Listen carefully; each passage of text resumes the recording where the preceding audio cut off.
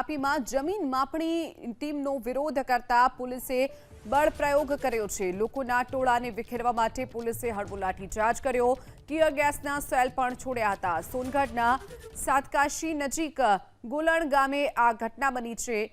ગોલણ ગામે ઘટનામાં ઉકાઈ ડેમમાં 1500 મેગાવોટનો સોલાર પ્રોજેક્ટનો વિરોધ સ્થાનિકો કરી રહ્યા છે। વિરોધ પ્રદર્શન દરમિયાન પથ્થરમારો થતા પોલીસે હળવો બળ પ્રયોગ કર્યો। પથ્થરમારામાં પીઆઈ પીએસઆઈ ઇજાગ્રસ્ત થતા સારવાર માટે ખસેડવામાં આવ્યા છે। હાલમાં તાપીના ગોલણ ગામે જમીન માપણીની કામગીરી અટવાઈ છે।